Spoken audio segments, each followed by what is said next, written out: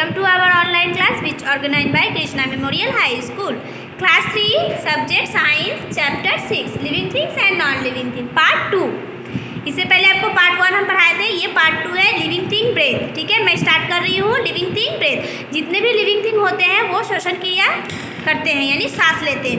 When you set your nostrils with your fingers, after few seconds you feel like the choking because you do not get air to breathe. अगर आपको पता करना है तो आप अपने जो आपका नोज है उनको आप अपने उंगली से बंद कीजिए और आपको थोड़ा देर बाद आपको फील होगा कि आपको एक घुटन टाइप की महसूस हो गया, क्योंकि आप श्वसन क्रिया नहीं यानी सांस नहीं ले रहे हैं. ठीक है, we breathe through nose, fish breathe through gills. हम लोग अपने नाक से सांस लेते हैं और जो फिश होते हैं वो अपने गिल से यानी उनके गल फेफड़े होते हैं उनसे सांस लेते हैं. ठीक है, all living things need air to live and breathe. We breathe through our nose. Many animals such cow, buffaloes, camels and tigers also breathe their nostrils. Insects like cockroach breathe through their teeny air holes. Fish breathe through their gills and plants breathe through small opening called stomata. Non-living things do not have life. They do not breathe. और जो हम लोग इंसान लोग जो होते हैं जो नाक से सांस लेते हैं, और जो जानवर लोग होते हैं उनके नॉस्ट्रिल्स होते हैं उनसे सांस लेते हैं.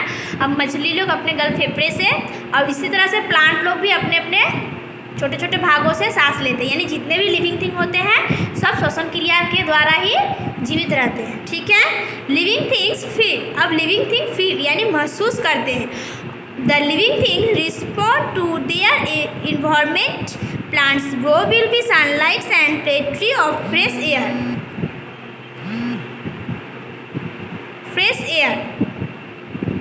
Plants cannot grow in dark room. Animals also feel in winters. Frog and lizards sleep for the long time of avoid the cold. Cockroaches feel their antennas. Dogs have the sharp sense of smells.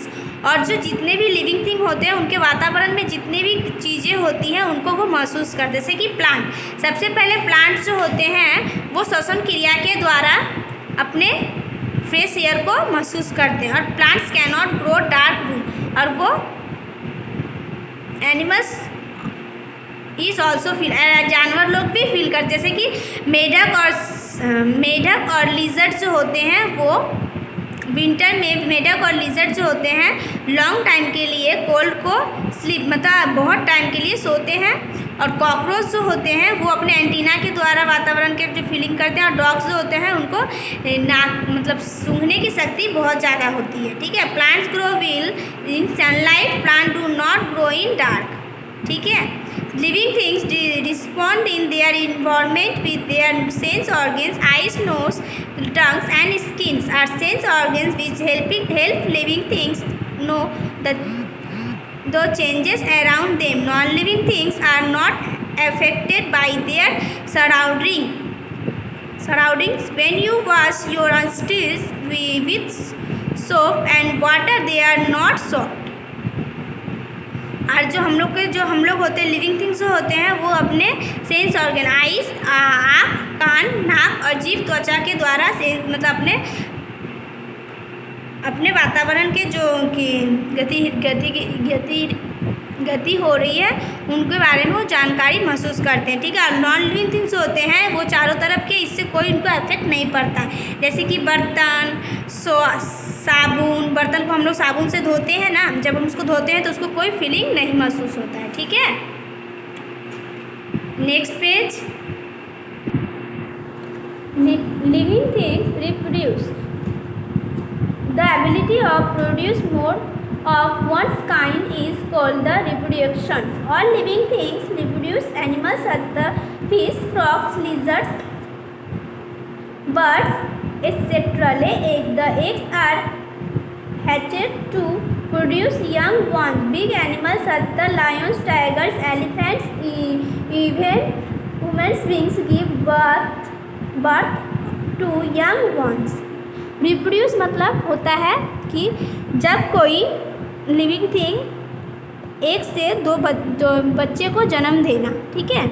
जैसे कि lizard, छिपकली, मेढक, मछली और पक्षी, ये सब क्या होते हैं, अंडे देते हैं और अंडे से ही उनके बच्चे होते हैं। और जानवर और ह्यूमन बींग्स जो होते हैं वो बच्चों को जन्म देते हैं, ठीक है। जैसे hen and chicks, cow and calf, lion and cub, mothers and baby, ठीक है। plants produce seeds, plants mostly grow from seeds, some plants grow from their the stems, non living thing do not reproduce। और जो living plants होते हैं उनके बीज जो होते हैं, बीज के द्वारा नए पौधे होते हैं। ज़्यादातर जो पौधे होते हैं वो हमें सीड के द्वारा ही बड़े होते हैं, यानी बीज हम बोते हैं, बीज से पौधा निकलता है। और कोई जो पौधा होता है उनके ब्रांच से जो होते हैं, ब्रांच को लगाने से नए पौधे होने लगते हैं, ठीक है। Relation between plants and animals. In nature, everything has the some relation with each other. Plants give food us to release oxygen which we breathe. Animals depends on the plants for their food and oxygen. Plants too depend on animals. Bird help in increasing the growth of plants by carrying plants carry plant seed from one plant to other. For food plants animals depend on each other. This is called the food chain. If we kill an animal or cut a tree, we disturb the food chain of nature.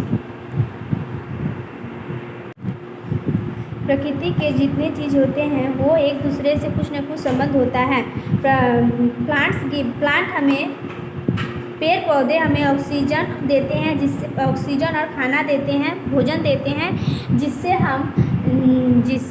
Oxygen से हम सांस लेते हैं। और animals जो होते हैं वो भी पेड़ पौधे पर डिपेंड रहते हैं, क्योंकि एनिमल को मतलब जानवर लोग को पेड़ पौधे द्वारा भोजन मिलता है और ऑक्सीजन भी मिलता है, ठीक है। और बर्ड्स लोग जो होते हैं वो प्लांट को अपने एक जगह, अपने प्लांट जो होते हैं, छोटे छोटे प्लांट को अपने साथ ले जा के एक जगह से दूसरे जगह उनको अलग जगह ग्रो कराने में, यानी उनको दूसरे जगह पेड़ पौधे को बढ़ाने के लिए उन पे बर्ड्सों को, पक्षियों को बहुत, पक्षी जो होते हैं वो पौधों को एक जगह से दूसरे जगह ले जाके उनकी वृद्धि करवाते हैं, ठीक है। और हम लोग जो भोजन के लिए प्लांट्स और एनिमल पे जो डिपेंड रहते हैं उसे क्या कहा जाता है, फूड चेन कहा जाता है, ठीक है। अगर हम एनिमल्स और जानवर और पेड़ पौधों को काटते हैं तो हम लोग अपने फूड चेन, यानी नेचर के द्वारा जो भोजन की जो फूड चेन बनाया गया है उन्हें हम लोग क्या करते हैं, परेशान करते हैं, ठीक है। आपको ये चैप्टर समझ में आया होगा। इसका क्वेश्चन आंसर फिलअप हम आपको भेज देंगे, ठीक है।